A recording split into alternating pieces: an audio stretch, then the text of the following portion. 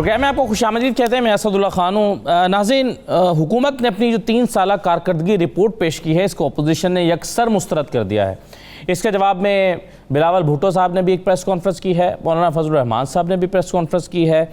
नून league ने तो white paper जारी करने का फैसला किया है और ऐलान किया कि 2 वाइट पेपर जारी किए जाएंगे, एक हुकूमत की कारकर्दगी पर और दूसरा हुकूमत की करप्शन पर। ये वाइट पेपर किन फैक्ट्स के साथ जारी होंगे, तो जब जारी होंगे तो पता चलेगा। लेकिन बहरहाल तमाम अपोजिशन की जमातें हुकूमत की कारकर्दगी को मुस्तरद कर रही हैं।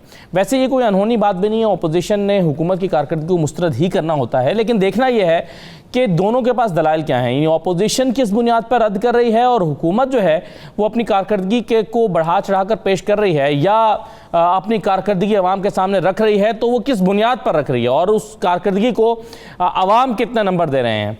तो ये वो बुनियादी सवाल है माफ़ कीजिएगा, ये वो बुनियादी सवाल है कि जिस पर आज हम प्रोग्राम में डिस्कशन करेंगे कि कारकर्दगी को जांचा किस बुनियाद पर जाना चाहिए और कारकर्दगी को अगर मुस्तरद किया जा रहा है अपोजिशन की जानिब से तो उसकी बुनियाद क्या होनी चाहिए और क्या है, इसी पर हम गुफ्तगू करेंगे। मेरे साथ आलिया हमजा साहबा मौजूद हैं, पाकिस्तान तहरीक की रहनुमा हैं। शीज़ा फातिमा ख्वाजा साहब हमारे साथ मौजूद हैं, मुस्लिम लीग नून की रहनुमा हैं। तैमूर तालपुर साहब हमारे साथ मौजूद हैं, पाकिस्तान पीपल्स पार्टी के रहनुमा हैं।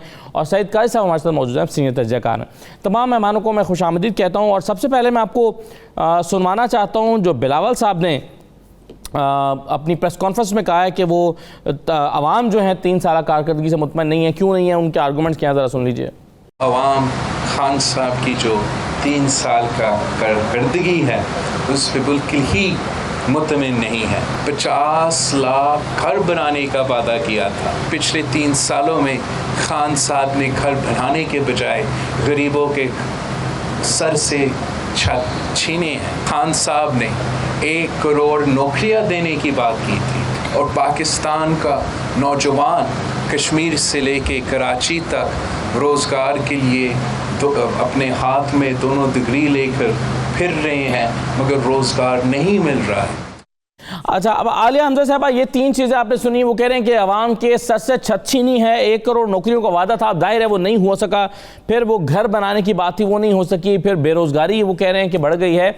तो पीपल्स पार्टी ने तो इसको अक्सर, नून लीग ने भी मुस्तरद कर दिया, लेकिन पीपल्स पार्टी इन ग्राउंड पर समझती है कि आपका कारकर्दगी ठीक नहीं है। Thank you. बिस्मिल्लाहिर्रहमानिर्रहीम। सबसे पहले तो मैं कहूँगी जिनको वो मुर्दा भुट्टो जिंदा नज़र आता है उन्हें हमारी हुकूमत की कारकर्दगी कहाँ से नज़र आनी है, से इनकी बात का तो मैं सिर्फ इतना सा जवाब दूंगी। और इनके पास तो इन खोखले बातों के अलावा तो अब कुछ भी नहीं रह गया, क्योंकि आज सब ने इनकी कारकर्दगी सिंध के अंदर जिस तरह से बल्दिया के उधर वहाँ पर आग लगी है फैक्ट्री के अंदर और ना वहाँ पर फायर ब्रिगेड पहुँच रही थी, ना इनका कोई अमला पहुँच रहा था। आज पंजाब के अंदर हम एयर स्पेस एम्बुलेंसेज स्टार्ट करें, एक्स फाटा के अंदर हम 11 22 की सर्विसेज स्टार्ट करें। ये हमसे कारकर्दगी की बात क्यों करते हैं? इनकी कारकर्दगी की बात अगर असदुल्ला साहब हमने इनकी कारकर्दगी पर आना है ना, फिर तो रहने ही दे। मैं इनका इंटरेस्टिंग आपको बता देती हूँ, एप्पल टू एप्पल कंपैरिजन कर लेते हैं। पीपल्स पार्टी के लास्ट 2 ईयर्स की परफॉर्मेंस और पीटीआई की परफॉर्मेंस। फॉरेन एक्सचेंज रिजर्व्स गिरे थे $7.2 बिलियन। आज फॉरेन एक्सचेंज रिजर्व्स बढ़े हैं $10 बिलियन के। इनका इंपोर्ट बिल इंक्रीज किया था $4.5 बिलियन। ये मैं अभी पीपल्स पार्टी की बात सुना रही हूं क्योंकि आपने मुझे बिलावल साहब की वो। डिस्पाइट कोविड हमारी हाई कमोडिटी प्राइसेस है ऑल ओवर द वर्ल्ड, हमारा जो इंपोर्ट बिल रिड्यूस हुआ है $4.5 बिलियन। इन्होंने ये जब इनकी जून 2011 की हुकूमत थी तो $24.81 बिलियन की एक्सपोर्ट थी। जब ये जा रहे थे तो $24.46 यानी $350 मिलियन एक्सपोर्ट ड्रॉप करके गए थे। आज हमारी जो एक्सपोर्ट है आपने देखा है कि उसमें 18% इंक्रीज हुआ है। फिर अगर मैं बात करूं बैलेंस ऑफ ट्रेड की, तो ट्रेड डेफिसिट इन्होंने इंक्रीज किया था $4.9 बिलियन और हमने ट्रेड डेफिसिट रिड्यूस किया है $6.5 बिलियन। अगर मैं यहां पर मतलब रिमिटेंसेस में बात करूं तो 11 बिलियन की रिमिटेंसेस इनके जो 2011 में थी और ये सिर्फ 13 बिलियन पर जा सके थे। हमने जब स्टार्ट किया 19 बिलियन से हम आज $29 बिलियन के ऊपर चले गए हैं। आप ये कहते हैं, लेकिन इसमें सवाल ये पैदा होता है ना, ये फैक्ट्स एंड फिगर्स आप शेयर करते हैं, इमरान खान साहब ने भी शेयर किए हैं, ये हमाद अदल साहब ने भी शेयर किए हैं, वजीर खजाना भी शेयर कर रहे हैं, स्टेट बैंक भी शेयर कर रहा है। लेकिन मसला यह है कि इससे आम आवाम की जो जिंदगी है उनकी हालत बेहतर क्यों नहीं हो रही और डॉलर जो है ये 167 पर क्यों चला गया, ये बुनियादी सवाल है ना। इम्पैक्ट क्यों नहीं आ रहा आवाम के ऊपर इसका? मैं आपसे मैं बिल्कुल मैं इसी की बात कर रही हूँ। आप सिर्फ अभी हम नौकरियों पर आ रहे थे, जो इन्होंने 1 करोड़ नौकरियां और उसकी बात की। मुझे आप सिर्फ इतना बताएं, क्योंकि मैं इस चीज की तरफ भी आती हूँ, बिकॉज वो पहले सेगमेंट की बात हो रही थी। LSM 14% ग्रोथ कर रहा है। LSM का मतलब है बड़ी सनती पैदावार, यानी 9 सनतें जहां सनत का पहिया चल रहा है, वहां लोग बेरोजगार कैसे हो सकते हैं? टेक्सटाइल आपकी $15 बिलियन की आपकी एक्सपोर्ट करिए, लूम्स आपकी रोज नई लूम्स लग रही हैं वहां पर, वो अपने वहां पर उनको वर्क फोर्स नहीं मिल रही है। टेक्सटाइल्स वालों को 2023 तक उनके ऑर्डर बुक हुए हैं। $15 बिलियन कहां से वर्क फोर्स कम हो गई? एक डेटा मैं आज ऑन एयर चैलेंज करती हूं, कोई ऐसा डेटा ये मुझे दे जहां पर अनएम्प्लॉयमेंट बढ़ी हो। एक डेटा आया था एम्प्लॉयमेंट के ऊपर, वो स्टेट बैंक का था, और उसके अंदर ये कहा गया था कि पंजाब और KPK के अंदर 4% की ग्रोथ हुई है, जबकि सिंध के अंदर अभी तो आप इंतजार करें, व्हाइट पेपर आ रहा है आपकी करप्शन पर, ये नून लीग लेकर आ रही है। आप अभी तो आप इंतजार कीजिए। शिजा साहबा, ये इसको कैसे आप रिस्पॉन्ड करते हैं? प्राइम मिनिस्टर ने अपनी स्पीच में कहा कि करंट अकाउंट्स का खसारा जो है वो $20 अरब था, 3 साल में कम होकर सिर्फ $1.8 अरब रह गया है। ज़र मुबादला के ज़खायर 16.4 थे, $27 अरब हो गए हैं। ये फैक्ट्स एंड फिगर्स गलत हैं तो आप मुतबादल कोट कीजिए। करंट अकाउंट डेफिसिट क्या होता है? करंट अकाउंट डेफिसिट होता है कि इस मुल्क से टोटल कितना पैसा जो है वो इस मुल्क के अंदर जा रहा है और कितना पैसा इस मुल्क से बाहर जा रहा है, उसका जो डिफरेंस होता है उसको हम करंट अकाउंट डेफिसिट है। जो हमारा उसके अंदर मेन जो कंपोनेंट है वो ट्रेड डेफिसिट होता है। आप ट्रेड डेफिसिट जो है पिछले 2 महीनों का 3 महीनों का निकाल के देख लें कहाँ से कहाँ पहुँच के। मैं आपको फिगर्स अभी निकाल देती हूँ। देखिए, आपने जितना मर्जी आप उसको शुगर कोट कर लें, आप इस तरह के बड़े बड़े टर्मिनोलॉजीज यूज़ करके बड़े बड़े नंबर कोट कर लें, हमारा करंट अकाउंट डेफिसिट अभी जाएगा, डेफिसिट में मजीद जाएगा। मैं फैक्चुअल बात कर रही हूँ, मैं सियासी बात नहीं कर रही। बात यह है कि हर मुल्क की आप ये नहीं कह, देखिए आप अगर मुल्क को बंद कर देंगे ना, आपका करंट अकाउंट डेफिसिट 0 हो जाएगा। आपकी इंपोर्ट्स बंद हो गई। इंपोर्ट्स क्यों बंद हुई? क्योंकि पहले 2 साल में आपकी जो सनती जो पैदावार थी, जो ग्रोथ थी, वो -10% में चली गई LSM की। अब उससे ये हुआ कि जो हम कैपिटल मशीनरी इंपोर्ट कर रहे थे, जिससे हमने बिजली के कारखाने लगाए, जिससे हमने मोटरवेज बनाई, इंफ्रास्ट्रक्चर बनाया, वो कैपिटल इंपोर्ट्स जो हैं वो इन्होंने आके कर दी बंद। जाहिर है जब इंडस्ट्री बंद होगी, जब कारखाने पूरे हो गए, चलो वो तो इनका कसूर नहीं है, वो हम पूरे कर गए बिजली के कारखाने, इंपोर्ट्स जो हैं वो खत्म हो गई। इंपोर्ट्स खत्म हुई तो आपका करंट अकाउंट डेफिसिट जो है वो स्टेबल हो गया। इसमें कोई साइंस नहीं है। अब अगर इंडस्ट्री चलेगी, किसी भी इंडस्ट्री की जो एक्सपेंशन है, जाहिर है वो मशीनरी इंपोर्ट करते हैं, इंपोर्ट्स बढ़ती हैं, उन इंपोर्ट्स की वजह से करंट अकाउंट डेफिसिट स्क्वीज होगा। लेकिन अगर शिजा साहबा इंपोर्ट नहीं हुई, बिल्कुल मशीनरी नहीं लगी, फैक्ट्रीज और इंडस्ट्रीज नहीं लगी, तो एक्सपोर्ट्स कैसे बढ़ गई? हाँ, मैं आपको बताती हूँ ना। देखिए, जो एक्सपोर्ट है, एक्सपोर्ट पहली बात तो ये है कि हमारा जो पैसे की कदर है रुपए की, उसमें तकरीबन कोई 45% जो है वो डेप्रिसिएशन हुई है। हमारा डिवैल्यू हुआ है 45% से रुपया। जब रुपया डिवैल्यू करता है, आपको $1 के पीछे पहले 100 रुपए मिल रहे थे, अब आपको $1 के पीछे जो है वो 150 रुपया मिलता है। आप जो है वो मार्केट में कंपेटिटिव हो जाते हैं। ठीक है, आपने क्या किया? आपने 45% डॉलर तो अपना रुपया तो कर दिया डिवैल्यू, रुपए की कदर तो कम कर दी, मगर एक्सपोर्ट आपने कितनी बढ़ाई? पूछे ना, 1%। 3 साल में 1%। हम 25 अरब पे छोड़ के गए थे 2018 के अंदर। आज मेरे ख्याल से 25 और 26 अरब के दरमियान है। मैं गलत नहीं कोट करना चाहती, हम चेक कर लेते हैं। पिछले 2 साल जो है इनकी एक्सपोर्ट वो हमारी एक्सपोर्ट से कम रही है। ठीक, चीजें बहुत सीधी हैं अगर हम सीधी तरह समझाएं। हमने शुगर कोट करके उसको कारकर्दगी दिखानी है, आप 100 दफा दिखाएं, वो आप सियासी तौर पे आप जो करना चाहते हैं। बात यह है कि 45% रुपए की कदर कम होने के बाद 1% एक्सपोर्ट टोटल बढ़ी है। ये जो आपको कहते हैं ना 100% बढ़ गई, 200% एक्सपोर्ट बढ़ गई, ये पिछले साल की अपनी जो इनकी डिसमल परफॉर्मेंस है, जो -0.4 पे हमारा GDP था। ठीक, आप मतलब कि खुद देखें ना, इतनी लो बेस जब आपकी होगी। अब मैं आपको फिर छोटी सी, क्योंकि लोग अवाम सुनती है, अवाम को मैं बताना छोटी सी एग्जांपल देना चाहती हूँ। हाँ। आपके पास 100 घर थे, आपने एक घर और बनाया, तो आप कहते हैं जी 1% जो है ना वो इजाफा हुआ है। आपके पास घर ही कोई नहीं था, आपने एक घर बना लिया, आप आप कहते हैं 100% इजाफा हो गया। पाकिस्तान के साथ ये हुआ है। जब हम जहां पे छोड़ के गए थे वो ग्रेजुअल ग्रोथ इसलिए थी क्योंकि बेस बहुत स्ट्रांग थी। ये पहले बेस को लेके गए यहाँ पे नीचे मनफी में, फिर 4 में उठाया, वो थोड़ा सा जब फर्क पड़ा ना उस बेस को, तो वो परसेंटेज में 4% बन गया। सही है, सही है। तो चले ये कारकर्दगी और दिखाना बहुत आसान है, लेकिन बिल्कुल सही है। चले मैं इधर चाहूंगा कि दोनों तरफ के आर्गूमेंट सुन लिए, दोनों तरफ के आर्गूमेंट सुने हैं सईद काजी साहब ने। सईद काजी साहब जरा इस पर मैं आता हूं आपके पास। आलिया हमजा साहब आप कुछ कहना चाह रही हैं, लेकिन सईद काजी साहब ये जरा मुझे पहले बताएं ना कि तरक्की को जो है अगर आप माशी तरक्की के साथ मापते हैं तो पिछले 3 साल में तरक्की हुई है या नहीं हुई है? दो अंदाज हैं, 2 एंगल्स हैं देखने के। एक ये कि ग्रोथ रेट को हम उठा के माइनस से उठा के 4 पर ले गए, दूसरा यह है कि हम उसको 5.5 से उठाकर नीचे 4 पर ले आए। तो तरक्की हुई है या तरक्की नहीं हुई? दोनों के आर्गुमेंट सुनने के बाद क्या कहते हैं? देखिए, तरक्की हुई भी है और नहीं भी हुई। अब आप पूछेंगे कहाँ हुई है और कहाँ नहीं हुई। वहां हुई है जहां पे हमेशा होती है, वो है आपकी शराफिया, और जहां नहीं हुई वो अवाम है। वो आज भी नहीं हुई और पहले भी नहीं हुई। आज का जो डिस्कोर्स है, ये जो डिस्कोर्स है जो आज हमारे पॉलिटिकल भाई बहनें डिस्कोर्स करते हैं, ये इस डिस्कोर्स का जो अगर जिस निकालें तो इसमें जिस ये निकलता है कि हमारा भुरकस किसने निकाला पहले ज्यादा, मुस्लिम लीग नून ने निकाला, पीपल्स पार्टी ने निकाला, या आज पीटीआई निकाल रही है। आज की डिस्कशन इस पे कंसंट्रेटेड है। एक तो मैं आपको ये बात बता दूं।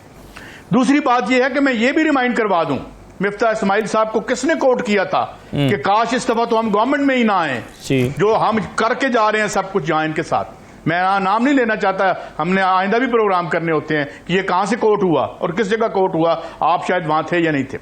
सवाल यह है कि जब पीटीआई आती है, मैं मान लेता हूं रिसेशन आ गया और माइनस ग्रोथ, अमेरिका की माइनस में ग्रोथ थी, इंडिया -7% था, वो इनको मिला, मान लिया। लेकिन इसके बावजूद इनका प्रॉब्लम क्या था? इनका प्रॉब्लम यह था कि ये वही जो मॉडल था इसहाक डार का या उसका जो इससे पहले लोग आते रहे, हफीज शेख का, जो उसमें बैठे रहे, ये इशराफिया दोस्त। इनके तरक्की के जो रेशो है इस मुल्क के अवाम से, उसका कोई लेना देना नहीं, बल्कि इनका रेट ऊपर जाता है, अवाम मजीद जलील होती है, क्योंकि ये सारे की सारी तरक्की ऊपर इशराफिया के अंदर घूमती है। यहीं पे इमरान खान का फेलियर भी होगा। वो इनसे नहीं शिकस्त खाएंगे, इनसे क्या शिकस्त खानी है, जिन्होंने 1992 का जो है वो protection of economic reform act बना के पूरे काले धन को सफेद, 2 खानदानों का धन सफेद करना था, उसने कानून बना दिया, वो इसहाक डार जो था। अच्छा, अब बात यह है कि इसमें भी कुछ नहीं हुआ। उसकी क्या वजह है? उसकी वजह यह है कि हम क्या रोते थे, इमरान खान के लिए क्या रोते थे कि यार ये जो पब्लिक पॉलिसी है ये कैप्चर कर ली है इशराफिया ने, हाउसिंग सोसाइटियां बन रही हैं, ये तरक्की हमारे पैसों से पता चलता है। ये एयरपोर्ट बन रहा है, उसके इर्द गिर्द जमीनें खरीदनी शुरू कर देते हैं, पहले भी कर रहे थे, अब भी यही स्कैंडल निकल के आ गया। वो देखें, ये मलीर में देखें, मलीर में क्या हुआ कि जनाब कि कुछ जो डॉन हैं या बड़े जो आपके टाइकून हैं इसके प्रॉपर्टी के, उनको उनकी प्रॉपर्टियों में इजाफा करने के लिए मंसूबे बनाए जाते हैं। तो हम ये रो रहे हैं कि ये नवाज शरीफ तो वैसे ही सरमायादारों की पार्टी थी, उसको तो हम क्या रोते। पीपल्स पार्टी को हम रोएंगे क्योंकि हमारे नाम की पार्टी थी, उसने भी जाके नवाज शरीफ साहब की विकेट पे खेलना शुरू कर दिया। पीटीआई आती है, वो कहती है जी कि मैं एक सर्जरी करूंगी, काला धन और चिट्टा धन अलग हो जाएगा। ये कभी अलग नहीं होता, इसको खत्म करना पड़ता है या हमारे सर पे चढ़ के नाचता है। तो ये क्या लिखेंगे व्हाइट पेपर और क्या लिखेंगे ब्लैक पेपर? मसला ये है कि आप अपनी नाकामियों का रोना रोते हो आके यहां पे बैठ के। इस मुल्क में हर आने वाले दिन में अवाम की हालत खराब से खराब तर होती चली जा रही है, और ऊपर जो है ठेके सारे तो ठेके फरोश नहीं है, ये ठेके बेचते नहीं, ठेके बेचते रहे। मुझे एक बात बताएं, तीनों पार्टियों के जितने मुअज़्ज़ज़ मेहमान हमारे जो हैं, ये मुझे बताएं, ये इनकी इकॉनमी ऊपर गई है या नहीं गई? नीचे किसकी गई है? हमारी।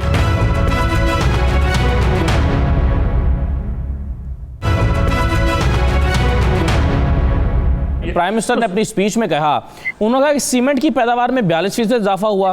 फिर मुल्क में मोटरसाइकिल, ट्रैक्टर्स और गाड़ियों की रिकॉर्ड फरोख्त हुई है। अब मोटरसाइकिलों की अगर फरोख्त हो रही है, ज्यादा हो रही है, तो कहने का मतलब उनका यह है कि ये तो गरीब आदमी की सवारी है ना, मोटरसाइकिलें अगर ज्यादा बिक रही हैं तो इसका मतलब है गरीब खुशहाल हो रहा है। फिर वो किसानों की बात करते हैं, कहते हैं 1100 अरब रुपए इजाफी आमदन हुई है इस मरतबा किसानों को। तो ये वाले फैक्ट्स एंड फिगर्स तो बताते हैं, अगर ये सही हैं और अगर इनके मुकाबले में कोई दूसरा फैक्ट्स एंड फिगर्स मुखालिफिन के पास मौजूद नहीं है, तो अगर ये सही है तो फिर तो जो लो इनकम तबका है उसमें बेहतरी हुई है। देखें बात सुने, मोटरसाइकिल हमने मजबूरी बना दी क्योंकि पब्लिक ट्रांजिट हमने बनाया नहीं। ये 2 नंबर ये मनसूबा जो था, ये लाहौर में जो अजदहा खड़ा कर दिया, दुनिया का सबसे 11.1 मिलियन डॉलर का 1 किलोमीटर बनाया, जो फ्रांस से भी महंगा बना यहाँ पे, और उसमें से 2.5 लाख लोग सारे सफर करेंगे। इससे सारी अंडरग्राउंड बन सकती थी।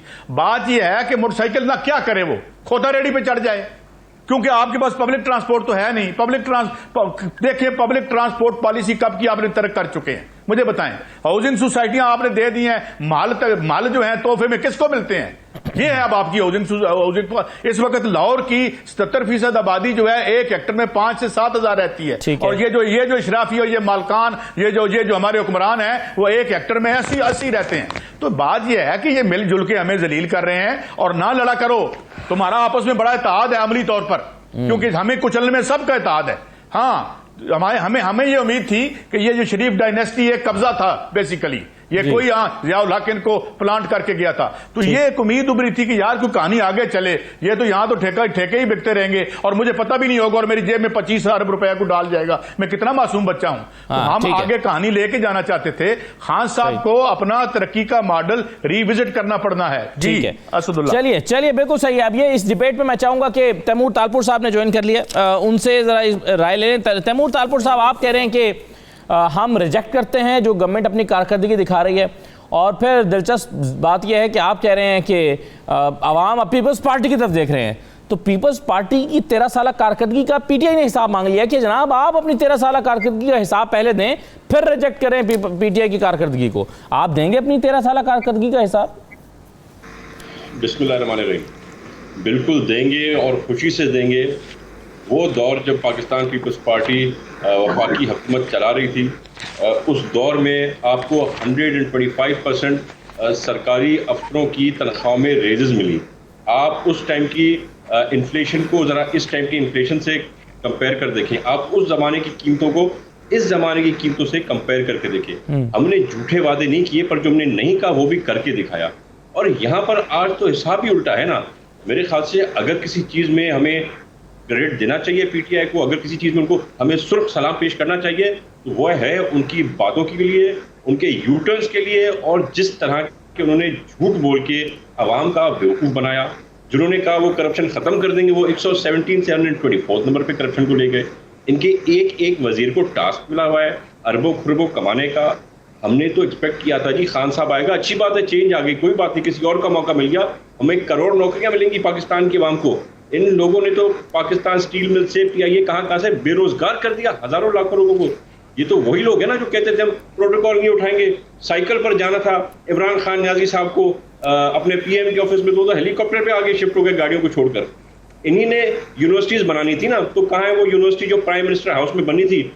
मेरे चश्मे का नंबर शायद खराब है, या फिर जो है सो वाकई नहीं बना। ये तो आपको देखना है ना। जिन्होंने कहा था हम खुदकुशी कर लेंगे खान साहब, वो खुदकुशी तो उन्होंने नहीं की, पर उन्होंने 3 साल में इतने लोन ले लिए जो पिछले 71 साल में लिए हैं। तो आप सोचें 71 साल की की उनकी करप्शन के किस्से, 71 साल की जो गलतियां थी, वो सब मिलाकर वो 3 साल में लोगों ने उसका हिसाब बराबर कर दिया है। कैसे हम इस मुल्क का जो है ये बोझ हल्का करेंगे, किस तरह से हम इन चीज़ों को डील करेंगे। आज ये बैठ के बात करते हैं, हमें झूठे फिगर्स बताते हैं कि ये अच्छा हो गया वो अच्छा हो गया। भाई जब आपके इंपोर्ट्स ही बंद हैं, दुनिया प्रोडक्शन नहीं कर रही, तो एक आर्टिफिशियल तो आपको राइज आनी थी। और ऑफकोर्स जब आपने पूरी दुनिया से भीख मांग ली है और आपका जो कशकोल है भीख मांगने का वो फुल हो गया है, तो फिर ये टेम्परेरी आपको दिखाना था। पर आवाम देख रही है। बात ये है असल में हमको ये वास्ता नहीं है, आवाम को ये वास्ता नहीं है इनके झूठे फिगर से। ये झूठ बोलते रहे, ये गलत फिगर्स देते रहे। बात असल ये है कि गरीब आदमी का क्या हाल है आजकल। ठीक है, वो किस तरह से इनकी महंगाई के अंदर पिस रहा है। सिंध की तरक्की की आप फिर भी बात नहीं कर रहे, और मैं चाहूंगा कि मैं छोटा सा ब्रेक ले लूं, आप इस पर जरूर बात कीजिएगा कि सिंध में क्या चीजें आपके पास दिखाने के लिए हैं। वहाँ पर जो हालात हैं, आपके मुखालिफिन ये इल्ज़ाम लगाते हैं कि आपके पास कुत्ते काटने की वैक्सीन मौजूद नहीं है, फिर जो सड़कों का हाल है, फिर जो कचरे का हाल है कराची में, फिर बड़े शहरों में जो सीवरेज का हाल है, बुनियादी सहूलियात आप फराहम नहीं कर सके। तो 13 साल कारकर्दगी में सीधा चीज़ें जो हैं वो क्यों नहीं इंटरनेशनल इंडेक्स बता रहे कि जी इतनी तरक्की सिंध ने कर ली है, क्यों नहीं न्यूट्रल जो इदारे हैं वो सिंध की तरक्की के राह गलाप रहे अगर इतनी तरक्की सिंध में हुई है जो आपकी 13 साल कारकर्दगी है। एक ब्रेक लेते हैं जी, ब्रेक के बाद वापस आते हैं।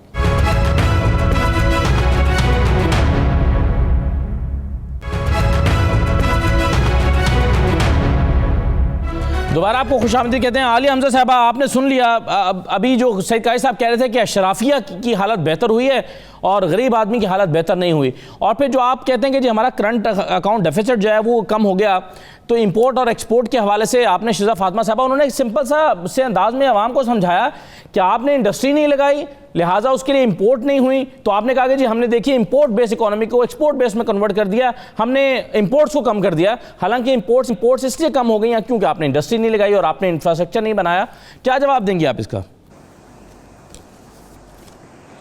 मैं तो सिर्फ असद साहब इतना कहूंगी कि अब मैं क्या इनकी बात कर दूं, जिन्हें फिगर्स पता ही नहीं थे और वो कह रही है बात करिए ट्रेड डेफिसिट जो इनका 37.6 बिलियन डॉलर का था, आज वो 31 बिलियन डॉलर के ऊपर है। फिर ये कह रही थी एक्सपोर्ट इनके दौर के अंदर मतलब 22 बिलियन थी इनकी 2017 से, बड़ी मुश्किल से पूरा करके ये 23 बिलियन पर जो ये 25 बिलियन कह रही थी उस पर ये एक्सपोर्ट छोड़कर गए हैं। और हमने इस वक्त highest in the history 25.3 billion dollar की एक्सपोर्ट है। मतलब मुझे ये समझ में नहीं आती है, टेक्सटाइल ये 23.2 बिलियन डॉलर की छोड़ के गए थे जो 2017 के अंदर 21 बिलियन डॉलर की थी। तो मतलब ये तो इनको तो पीपल्स पार्टी ने इससे ज्यादा दी थी अपने 5 सालों में इनसे पहले, और हम आज उसमें 18% इंक्रीज करें तो ये कह रही है कि हम पिछले साल से इंक्रीज करें।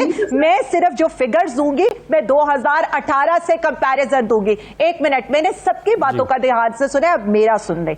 एक्सपोर्ट ऑफ द गुड्स बेशक कहीं लिख ले और जाकर चेक कर ले, PMLN छोड़ के गई थी 23.2 बिलियन के ऊपर, और PTI कोविड के बावजूद जब सारी दुनिया की एक्सपोर्ट गिर रही है तो PTI की 25.3 billion dollar highest in the history है। फिर इन्होंने बात की थी ट्रेड डेफिसिट की, PMLN छोड़ के गई थी 37.6 बिलियन डॉलर, और PTI आज अगर ये जो बात करिए 31.1 बिलियन डॉलर के ऊपर है।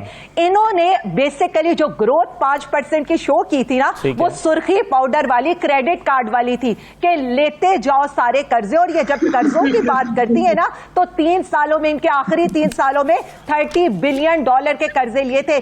हमने जो अभी ये जो साल अभी खत्म हुआ है 3 बिलियन डॉलर के लिए, और अगर मैं टोटल देखूं तो डेट रीपेमेंट 28 बिलियन डॉलर की है। अच्छा। बात ये लोग जब करते हैं ना तो ये सिर्फ फिगर्स के बजाय अगर कुछ देखें तो मैं एक छोटी सी बात, इन्होंने कहा ना 1 अरब डॉलर की टेक्सटाइल मशीनरी, 1 अरब डॉलर की मशीनरी इंपोर्ट हुई है। आज इतना कुछ जो हमें कहते थे ना वीट और चीनी तक इंपोर्ट करने के बावजूद हम 31 बिलियन का ट्रेड डेफिसिट में आए, जिसके साथ करंट अकाउंट। आप मुझे एक बात बताएं, मैं 5% की ग्रोथ दे दूं, एग्रीकल्चर सेक्टर मेरा नेगेटिव में जा रहा हो, LSM मेरा नेगेटिव में जा रहा हो। अब जब ये LSM की बात करेंगी तो मैं इनके दौर से मैं बता देती हूं 14 साल में हाईएस्ट LSM है सनती पैदावार। ये अगर मैं इनकी फिगर्स की बात करूं तो IT सेक्टर लेकिन आलिया साहबा 0.8 मिलियन डॉलर पे छोड़ के गए थे जी, लेकिन आप जो जिस पर फख्र करते हैं, मेरे पास बहुत ज्यादा आप कहते हैं कि हमारी GDP 4 हो गई, इस पर आप फख्र महसूस करते हैं, लेकिन आप ये क्यों नहीं देखते कि 5.8 से 4 पर लाए हैं आप? नहीं, 5.8 से 4 पे नहीं लाए। मैं यही तो बताने लगी हूँ। ना ना ना ना ना ना ना ना एक सेकंड मैंने बड़ी आराम से बात सुनी है, अपनी बारी पे जवाब। जी बोलें। मैं बता देती हूँ, आपकी जो ग्रोथ थी, इनकी ग्रोथ में क्या था, 20 अरब डॉलर का करंट अकाउंट डेफिसिट था, 40 अरब डॉलर का इनका ट्रेड डेफिसिट था। उसके अलावा ये जो आपने इनके रिजर्व्स जो देखे थे 16 बिलियन डॉलर के इनके रिजर्व्स थे।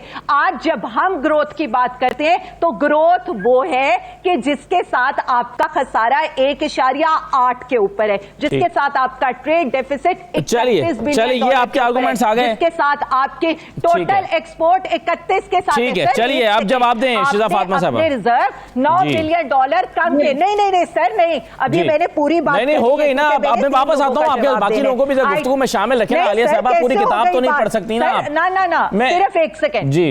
नहीं सर, मैं किताब नहीं पढ़ सकती, लेकिन मुझे अभी तालपुर साहब की बात का भी जवाब देना है, जो अपनी परफॉर्मेंस पर तो बात करते नहीं है और हमारी मैं एक मतलब फिर कोशिश करूंगा कि अपनी परफॉर्मेंस पे बात करें। एक अटेम्प्ट अभी हम और करेंगे।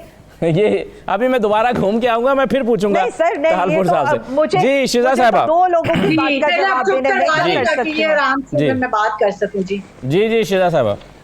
अच्छा देखिए, बात ये है कि नंबर्स बोल देते हैं, मैं भी बोल देती हूँ। अब मैं थोड़ा सा ना आवाम की बात करना चाहूंगी। आप किसान के रेवेन्यू जितना मर्जी कर लें, रेवेन्यू प्रॉफिट नहीं होता। रेवेन्यू होता है कि टोटल आपने जितने उसको पैसे दिए हैं वो उसका रेवेन्यू होता है। उसके पीछे उसका खर्चा कितना आया है, उसका बीज कितने का था, उसका फर्टिलाइजर कितने का था, उसका ट्यूबवेल कितने का चला, वो जब खर्चा उसका वो अपना निकालता है तो फिर उसको कोई बीच पीछे मुनाफा बचता है। रेवेन्यू तो आपने बढ़ा दिया होगा, जाहिर है महंगाई इतनी है, रेवेन्यू तो बढ़ेगा। खर्चा सुने किसान का, डीएपी हमारी टाइम पे 3500 रुपए का था लाहौर में, आज 7040 रुपए का आता है। ट्यूबवेल जो 12 रुपए यूनिट पे चलता था, आज 20 रुपए यूनिट पे चलता है।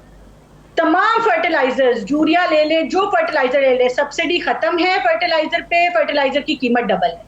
किसान की जो इनपुट कॉस्ट है, जो उसका खर्चा आता है, जो डीजल की इस वक्त कीमत है जिससे वो अपना माल मंडी तक पहुंचाता है, वो इतनी ऊपर चली गई है कि उसके मुनाफे की शरह जो है वो पिछले दौर से कई कम रह गई है। वो जो 2 वक्त की रोटी खाता था वो 1 वक्त की रोटी खाता है। उसने अपने बच्चे स्कूलों से उठा लिए हैं। ऐਵੇਂ ही नहीं, ये जो पॉवर्टी लाइन है, गुर्बत की सतह है, आज 40% अवाम गुर्बत की सतह से नीचे है। आज से 30 साल पहले ये फिगर 26%। ये गरीबों के, ये अवाम के नंबर्स हैं।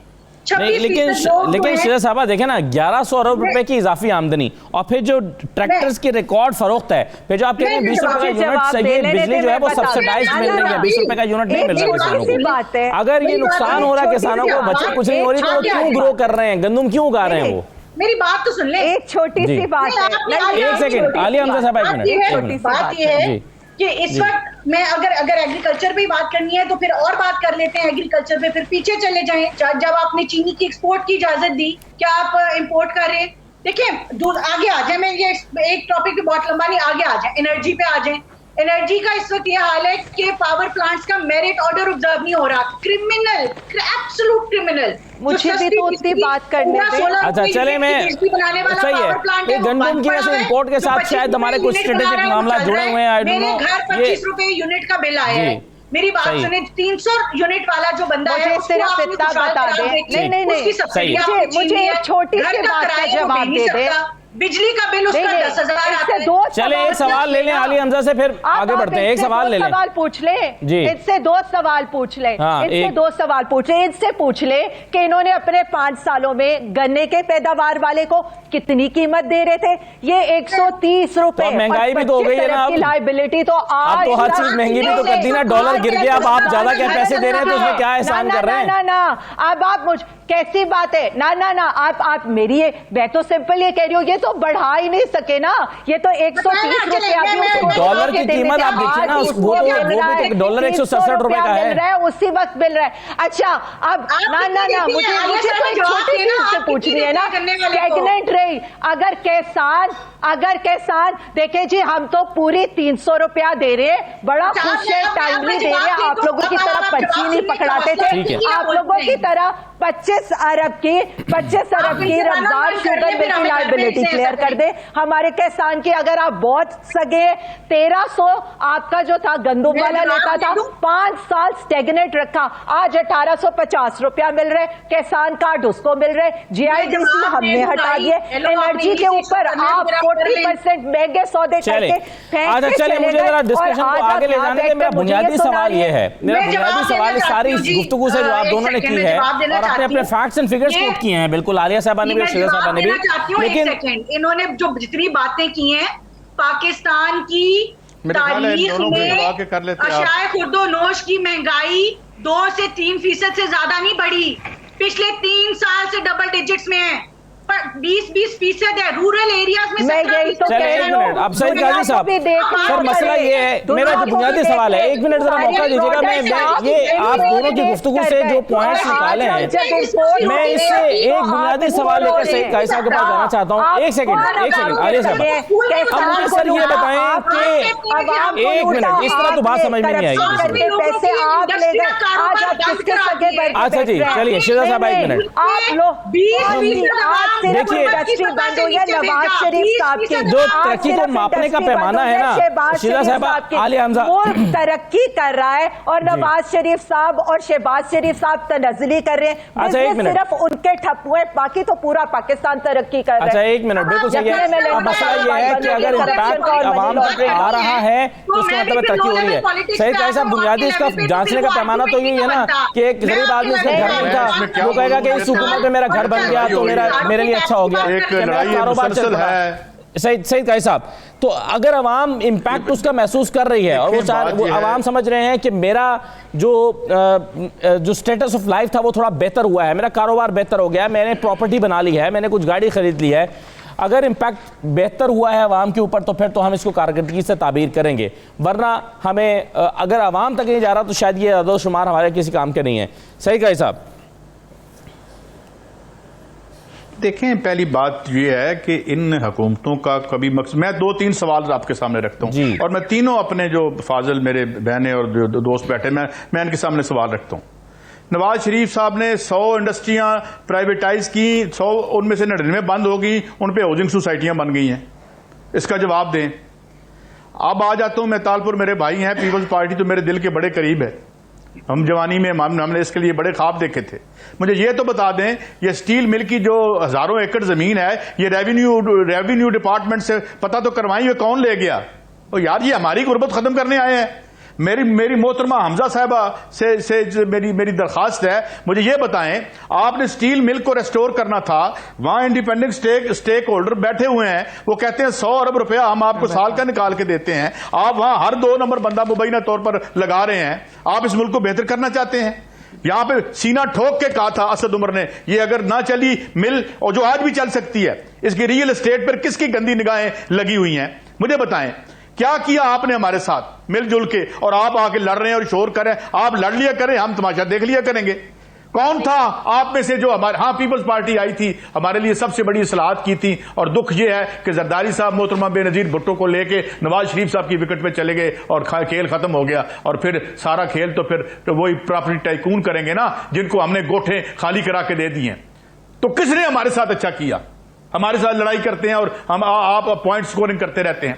बात यह है कि मैं, और क्यों, मुझे बताएं, मेरी बहन बैठी हैं, ये स्टील मिल की गैस किसने बंद की थी? ये क्यों 5 अरब रुपए का मुनाफा दे रही थी?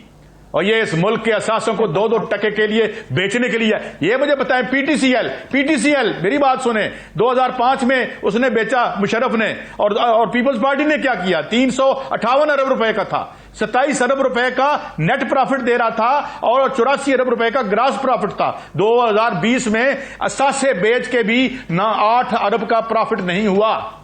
हमारे असासे बेच दिए, तुम जो है अरबों लेके सारे कॉन्टिनेंट्स में पहुंच के दौलतें। ये स्टील मिल का जो इल्जाम लगा था, ये मैंने नहीं लगाया था, ये अखबार में छपा था, ये रजाक दाऊद साहब पे लगा था, वो कैबिनेट में बैठे हुए हैं, कि जनाब स्टील मिल के जो टैरिफ हैं ये ऊपर नीचे किए थे। यार बंद करो ये नौसरबाजी हमारे साथ। तुमने हमें बचाना था, एस्टैब्लिशमेंट से बचाना था, इसकी ब्यूरोक्रेसी से बचाना था, अगर ये जो नजरिए जरूरत वाले जज थे उनसे हमें बचाना था, और तुम भी उनके साथ बैठ के आपस में बिलावजा लड़ी जा रहे हो। हमारा तुमने बुरकस निकाल दिया है। तो किसने हमारे लिए किया? खान साहब, एक ये क्यों नहीं हो सकती स्टील मिल में निकालें बाहर, और ये बताएं मुझे तालपुर साहब, ये जमीन कौन खा गया? हजारों एकड़ जमीन थी इसकी जो अपनी, यार सारे आप खाने पीने के लिए आए हुए हो और बिलावजा लड़ी जा। बिल्कुल सही है जो आपने पिन पॉइंट किया, मुझे देना जवाब पार्टी के लिए। एक और सवाल, आखिरी सवाल। तारक खोसा साहब जब इसकी कर रहे थे तफ्तीश चीफ जस्टिस के कहने पे, और जो इशारे जो है रियाज लाल जी की तरफ गए थे, और फिर कोर्ट केस में चला गया था जब जो है जरदारी साहब ने इसकी इंक्वायरी बंद करवा दी थी। तो यार आप सारे हमें पता है आप क्यों आए हुए हैं, हमारी फलाह के लिए कोई भी नहीं आया हुआ। हाँ, ये मोची अपनी रोटी खा रहा है या मुशक्की अपने काम कर रहा है। आपका जो सियासी है, पटवारी है तो हमारी खाल उतारने के लिए है, पुलिस वाला है तो हमारी खाल उतारने के लिए है। ब्यूरोक्रेसी के बाहर हम ऐसे बाहर खड़े होते हैं जैसे अंग्रेज अंदर बैठा हुआ है, ये जाके सेक्रेटेरिएट के बाहर देख लें। So please have mercy upon us, और आपने भी यहीं रहना है। ऐसा ना हो कि फिर यहां भी इसी तरह मूवमेंट्स उठें जैसे मोदी के गिर्द लोग हो रहे हैं इंडिया में, किसानों की सूरत में या मेहनतकशों की सूरत में। जी बिल्कुल सही है। चलिए मैं एक छोटा सा ब्रेक ले रहा हूं, तैमूर तालपुर साहब जवाब लेते हैं और बाकी मेहमानों से भी एक ब्रेक के बाद वापस आते हैं। जी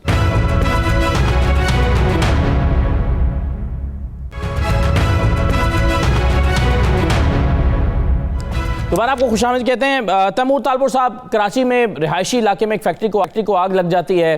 फैक्ट्री गैर कानूनी तौर पर चल रही है, कोई प्रोसीजर फॉलो नहीं किया जा रहा, हुकूमत के इदारे काम नहीं कर रहे, गैर कानूनी तौर पर कब्जे की जगहों पर जो इससे पहले भी इदारे कायम हुए या फैक्ट्रियाँ या हाउसिंग के जो बिल्डिंग्स बनी हैं उसको पानी के कनेक्शन मिल जाते हैं, उसको बिजली के कनेक्शन मिल जाते हैं, सब मिली भगत से हो रहा है, पैसा चल रहा है, करप्शन होती है, इदारे ठीक कर नहीं सके। आप किस कारकर्दगी की बात करते हैं, आप जो 13 साल कारकर्दगी है पाकिस्तान पीपल्स पार्टी की, और किस कारकर्दगी की बुनियाद पर बिलावल साहब कहते हैं कि अवाम अब पीपल्स पार्टी की तरफ देख रहे हैं, किस बुनियाद पर? देखिए जी, पहली बात तो ये जो इल्जामात लग रहे थे पाकिस्तान स्टील मिल्स वफाक कर रहा था, अगर वहाँ पे कोई चोरी हुई है तो वफाक नहीं की, हम नहीं कर सकते। दूसरी बात आपने बात की केसेस की और रियाज गाजी का आपने नाम लिया, तो जितने आप केसेस है ना उनको इमरान खान और उनकी जो सो कॉल्ड पॉलिटिकल एलाई है नायब के नाम से, वो एक एक चीज देख के साफ करके बैठी भी है। तो ये हवाई बातें हैं, मेरे ख्याल से इन पे हमें रिसर्च करना चाहिए। सुप्रीम कोर्ट ने जो 462 अरब रुपए हर्जाना किया कि जमा कराएं, क्योंकि वो आपकी जो हुसैन सरकार की जमीन थी आपने कौड़ियों के भाव बेच दी थी, और उसका आपको जो सुप्रीम कोर्ट ने उसके पैसे वसूल करके दिए, जिसके जो अभी सारे अदा भी नहीं हुए। जो जमीन की वैल्यू हमारे पास रिकॉर्ड्स में होती है, हमने उसी हिसाब से वो जमीन की प्राइस रखी थी। अगर सुप्रीम कोर्ट ने समझा कि आप सुप्रीम कोर्ट में साबित नहीं कर सकते सर, मिल गई तो वापस आके आपको प्राइस मिल गई ना, जो आपने प्राइस कही थी आपको मिल गई। हमने तो वही प्राइस रखी जो सरकारी रेट हमारे सदियों से चलते आ रहे हैं, वो नहीं था ना सर, अपडेट कर दिया है ये। आप जब बात करते हैं सिंध की गवर्नेंस की, तो फिर मुझे बड़ी हंसी आती है जब मैं कंपेयर करता हूं बोजदार की गवर्नेंस को मुराद अली शाह साहब की एडमिनिस्ट्रेशन के साथ। और मेरे भाई मेरे ख्याल से पंजाब में या केपीके में बाहर खड़े होते होंगे गुलाम बन के अफसरान के, हमारे यहाँ सिंध में इस किस्म का सिस्टम नहीं है। जरा आके सेक्रेटरीट का विजिट करें, आपके अभी एक MNA है बल्कि पार्लियामेंट्री सेक्रेटरी हैं, वो अपना इलाज करवा रहे थे NICVD कराची से। तो मैंने उन्हें जाके कहा कि मैं यार ये बड़ा रेफरेंस है, आपका नाम बताऊंगा। उन्होंने कहा मेरा नाम मत लेना, और एक अच्छा काम हो रहा है कराची में हेल्थ डिपार्टमेंट में। पूरे सिंध के अंदर हर डिस्ट्रिक्ट में हमने NICVD का सेंटर खोल दिया है। हमारे साइबर लाइफ के जो 45% यूजर्स हैं वो सिंध से बाहर से आके हमसे इलाज करवाते हैं। तो ये तो आपका हाल रहा है। और ये जब बात करते हैं पीटीआई वाले, पता नहीं कैसे बात कर रहे होते हैं। मेरी बहन जब बात करी थी तो मेरे मुंह से बस अस्तगफुरुल्लाह तौबा नाउज़ुबिल्लाह, अस्तगफुरुल्लाह तौबा नाउज़ुबिल्लाह निकलता जा रहा था कि झूठ बोलने की भी कोई इंतहा होती है। अवाम आपको सुन रही है, ये वही अवाम है जो भूखी सो रही है, ये वही अवाम है। फैक्ट्स को दुरुस्त कर दीजिए आप, आलिया हमजा साहबा के दिए गए फैक्ट्स को दुरुस्त कर दें आप, मुतबादल फिगर्स दीजिए। मैं दे देती हूँ, आप फिगर तो दें ना आप फिगर देने से पहले मुझे ये बताएं कि आप जब आपने 71 साल से ज्यादा लोन 3 साल में ले लिए, तो आपको कहां से ये चीज सूट करती है? आप आर्टिफिशियल बातें बनाएंगे, आप कुछ करके दिखा सकते हैं। रोटी कम करके दें, आप सब्जियां कम करके दें। आप यही वजह है कि लोग अब पीपल्स पार्टी की तरफ, पाकिस्तान के अवाम पीपल्स पार्टी की तरफ देख रहे हैं जी, उम्मीद भरी नजरों से। अब लोगों की नजरें जो है पीपल्स पार्टी की तरफ है, ये रीजन है। बिल्कुल सही है। वो सूबा है असदुल्ला भाई, हम तो वो सूबा है जिसने थरकोल में कोयले से बिजली पैदा की, और आज पूरा वफाक हमारी जो दीवी बिजली है वो नेशनल ग्रिड पे जा रही है। ये सिंध हुकूमत के कारनामे हैं। हमारे यहाँ 10-10 IGs 10-10 चीफ सेक्रेटरी चेंज हुए। प्राइवेट पार्टनरशिप है थरकोल का मंसूबा, हमारे प्राइवेट कंपनीज का बहुत बड़ा किरदार है पाकिस्तान की। उसमें भी रिपोर्ट थी ना, उसमें लिखा हुआ था कि आपने थरकोल मंसूबे को पानी पहुंचाने के लिए उसमें भी करप्शन कर रखी है, उसमें भी किकबैक्स ली हुई है। ये GIT रिपोर्ट में लिखा था। असद साहब, मुझे तो बता देते हैं अच्छा काम किया है असद साहब, वो आपको देखना पड़ेगा। अच्छा आलिया हमजा साहब, ये मौलाना फजल रहमान को सुन लें। फजल रहमान साहब कह रहे हैं आपकी जुर्रत भी कैसे हो रही है, आप में हिम्मत भी कैसे हो रही है, आंख में ये कैसे उतरा है कि आप लोगों को फेस करके अपनी कारकर्दगी दिखा रहे हैं। सुनिए क्या कह रहे हो। यहाँ तो कारकर्दगी भी ऐसी सामने आई, मुझे हैरत है कहीं आंखों में कोई हया की कोई चीज़ कहीं है कि ये भी बैठकर 3 साल कारकर्दगी कौम को दिखाने के लिए बैठ रहे हैं। 3 साल कारकर्दगी नहीं थी ये, 3 साल कारकर्दगी उनकी एक तो अबरारुल हक है, एक ईसा खेलवी है और एक हमारे इस्माइल साहब हैं, इमरान इस्माइल साहब। ये 3 गवैये जो हैं ये 3 साल कारकर्दगी है बस। जी आलिया हमजा साहबा कहिए मैं जवाब मुख्तसरन। दे दूं। मैं ना भाई है मेरे, लेकिन मैं सिर्फ इतनी सी बात करूंगी, जो गूगल मैप भी जो है ना वो सिंध हुकूमत के खाते में कारकर्दगी में डाल दे, वो कुछ भी कह सकते हैं। कारकर्दगी की चार्जशीट में दे देती हूं। मोस्ट पावर्टी आपके इंटीरियर सिंध के अंदर होती है आपके। जी बिल्कुल, आप तो गूगल मैप भी से पीपल्स पार्टी की कारकर्दगी में डालते हैं, इसलिए मैं आपकी बात का क्या बोलूं। सिंध के अंदर 13 साल के अंदर जो तालीम से महरूम बच्चे थे ना, वो 13 साल पहले 31% थे, आज वो 44% हो रहे हैं। आज बलोचिस्तान में, मेरी बात सुन लें, आउट ऑफ स्कूल जो बच्चे थे ना बलोचिस्तान में, उनकी शरह 47% है और सिंध के अंदर 44% है, यानी आप बलोचिस्तान से 2% ही कम रह गए। तो ये देख लें आप कि आप लोग कहां पर जा रहे हैं। आपकी नाइजेरियन औरतों से वर्स्ट है, आपके 4.5 बिलियन जो बच्चों 2 मिलियन बच्चे जमीन पे बैठते हैं, 10,000 लास्ट कमेंट जी फातिमा साहबा। 10,000 जी चलें 1 मिनट का मौका दें आलिया हमजा साहबा, लास्ट कमेंट में ले लें। कारकर्दगी की बात करो, आज 11 22 की सर्विस देंगे वहाँ। चलें ये तो बात हो गई ना, आपने कह दिया, रिपीट हो रहा है, वहाँ पर रेपिटेशन हो रही है आलिया साहबा। और आपके क्या क्यों रिपीट हो रहे हैं, इनको पता होना चाहिए कि इनकी कारकर्दगी यहाँ पर टाइम कम है, मेरे पास टाइम कम रह गया। शीला फातिमा को लास्ट कमेंट। कारकर्दगी लूट के अब लंदन में बैठ जाए। चलिए जी, मैं माज़रत चाहता हूँ, मैं एक कमेंट लेना चाहता लेकिन वक्त मेरे पास बिल्कुल खत्म हो गया। आलिया हमजा साहबा बहुत शुक्रिया, शीला फातिमा ख्वाजा साहबा, तैमूर तालपुर साहब सहित का ऐसा प्रोग्राम में शिरकत करने का शुक्रिया। जी अल्लाह हाफिज़।